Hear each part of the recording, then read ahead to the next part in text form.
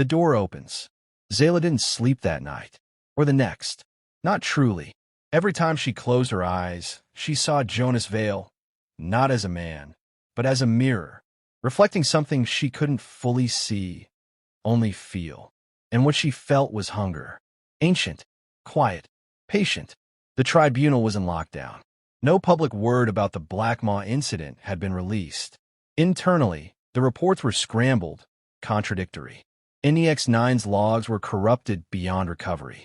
Their greatest prison had fallen without a single blast, and no one knew how. Except Zeyla. She reviewed the avatar feed 100 times, frame by frame. At timestamp 14 minutes and 32 seconds, when Jonas took a single step forward, the avatar's chronosensor ticked backward by 4 nanoseconds. It wasn't possible. Not under any physics she knew. Reality had been around him. Not through force. Through consent. He wasn't breaking the rules. He was rewriting them. Gently, like a teacher coaxing a child to think in new directions. By the 4th day, Zeyla knew what she had to do. Not as an archivist, not as a researcher.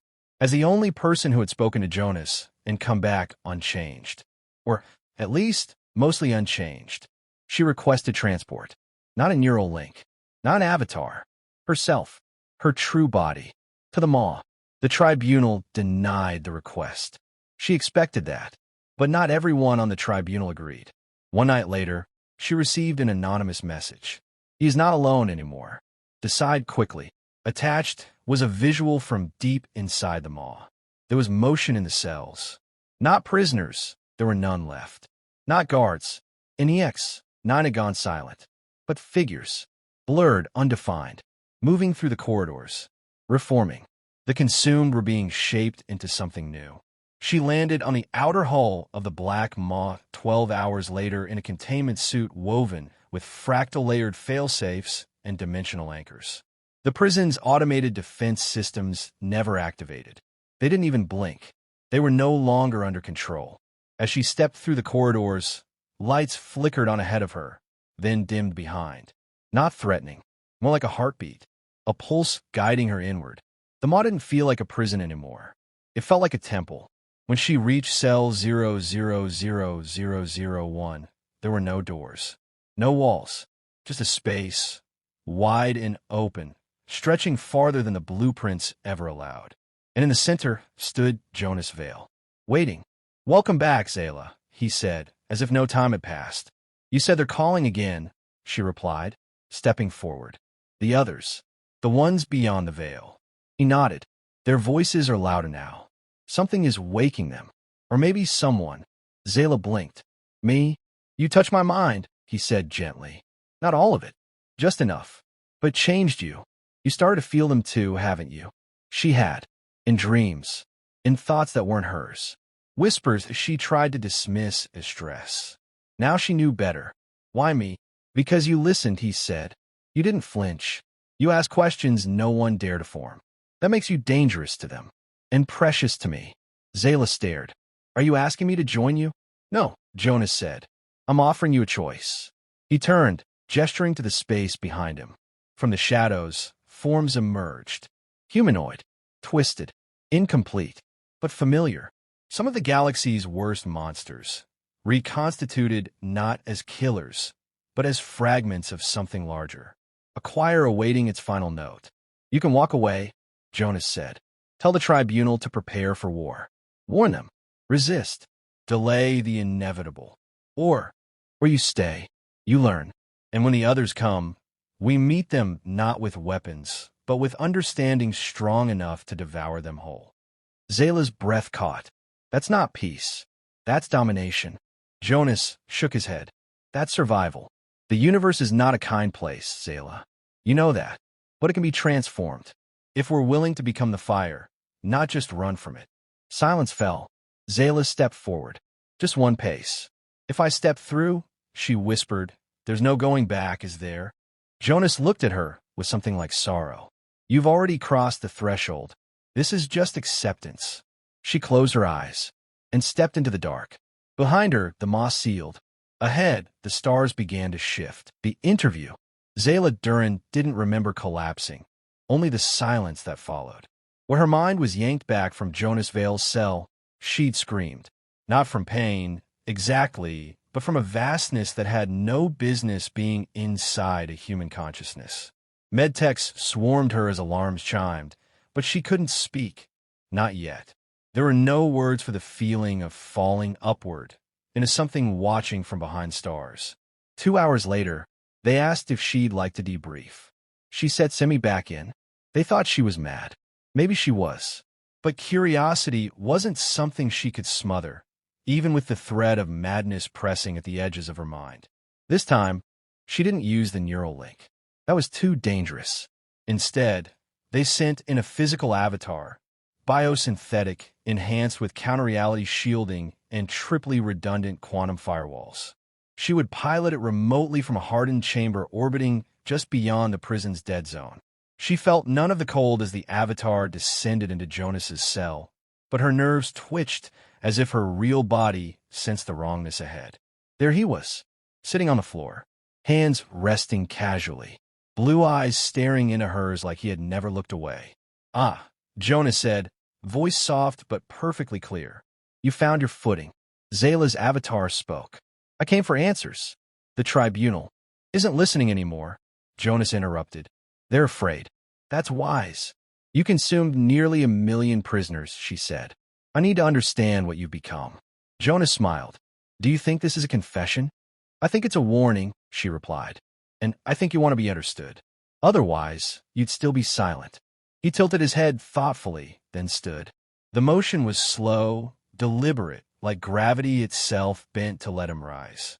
"Understanding is a dangerous thing, Archivist. It's what got your species where it is. What got mine where it went." Zeyla narrowed her eyes. "Then where did humanity go?" Jonas turned toward the far wall, though there was nothing there. "We were the first to look past the curtain. Every species sees it eventually, that veil at the edge of understanding. Most turn back. A few touch it and burn. We walked through. You're talking about the Eidolon. I'm talking about home," he said softly. Zeyla hesitated. "You say you consumed the others, that you gave them purpose. What does that mean?" He stepped toward her, slowly, respectfully, but every movement made the avatar's sensors flare with impossible readings. Light shifted around him. Time thickened. "I'm them now," Jonas said. "Not just their memories, their identities, their experiences, their anger, their pain. I wear them like muscle under skin." "You're a god," she whispered. He laughed gently.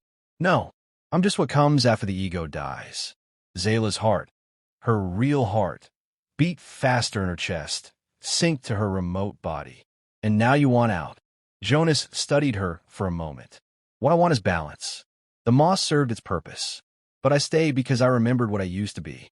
I hoped I could sleep long enough for the universe to forget." She swallowed. "Then why now?"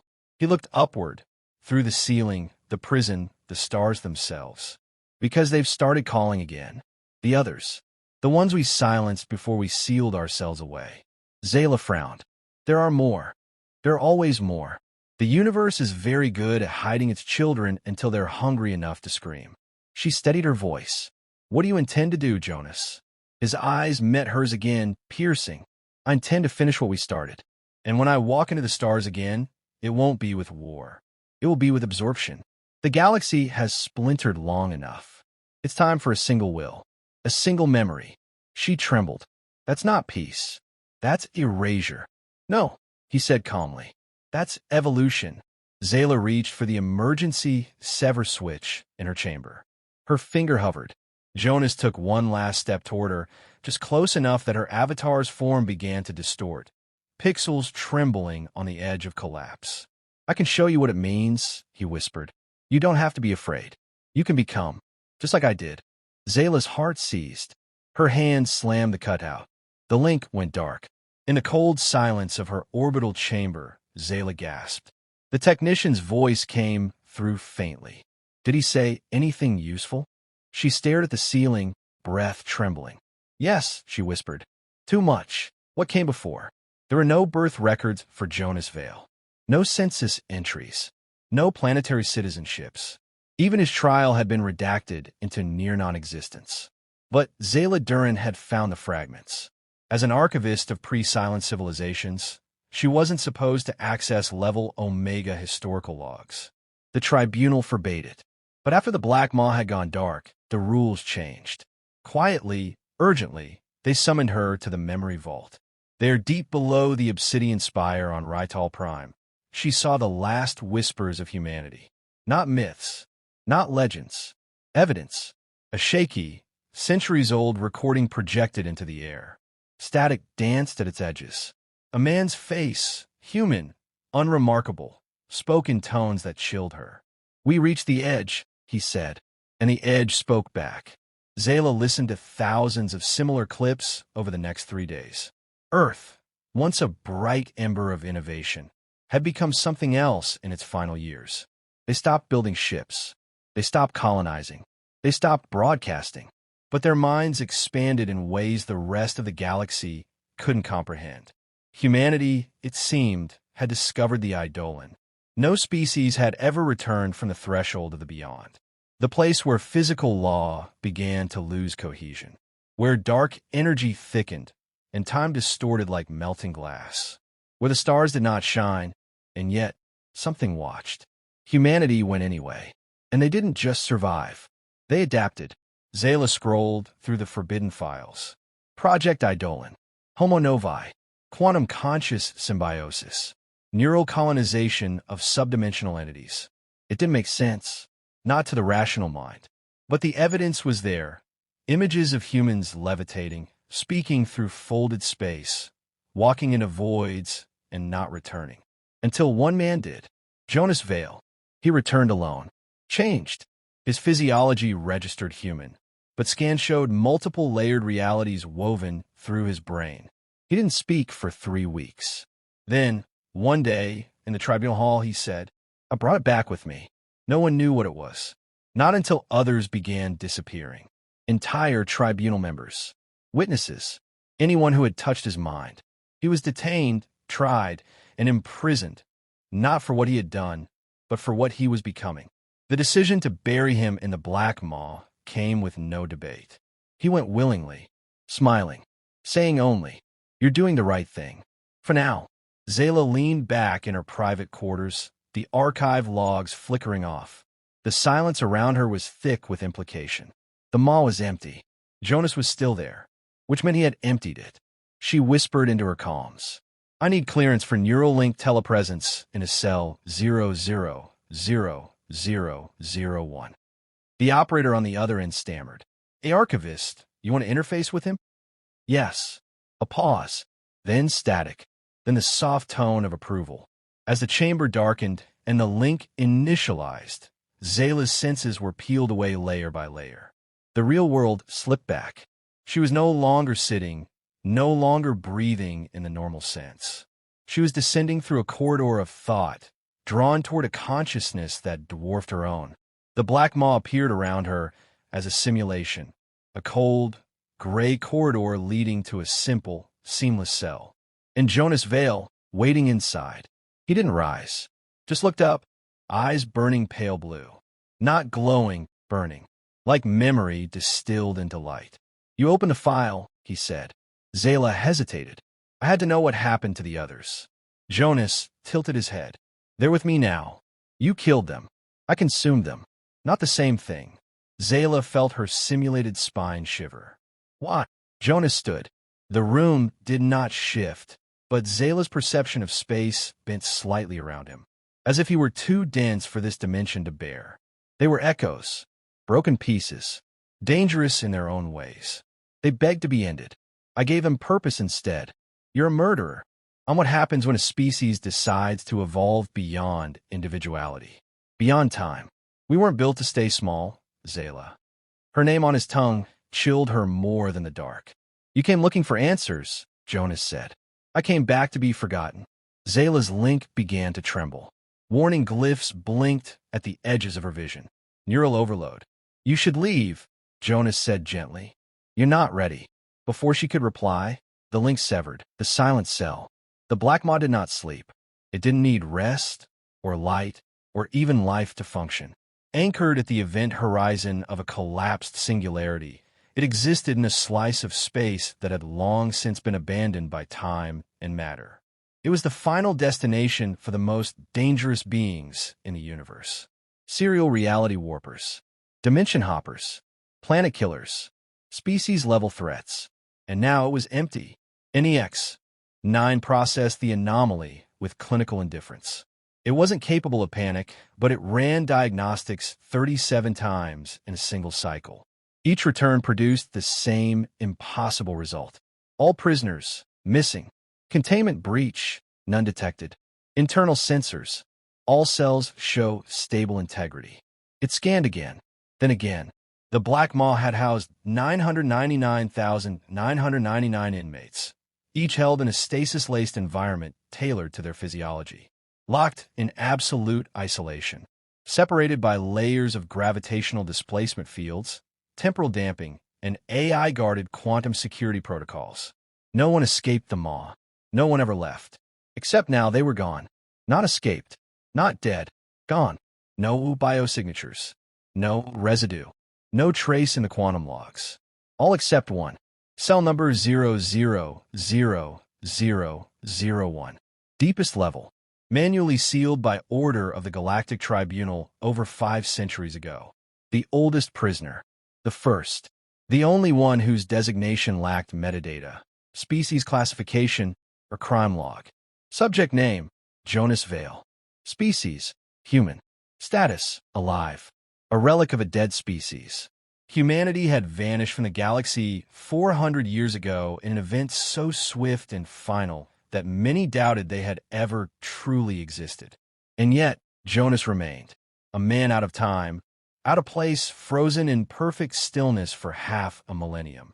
Except now he was smiling. NEX-9 cycled visual feeds again. The change was minor, just a twitch at the corner of his mouth, but it hadn't been there before. Jonas sat in the center of his containment chamber, legs folded, hands resting on his knees, eyes shut. Every check for 5 centuries had returned the same result. Inert. Unmoving. Silent. Now, the log's updated.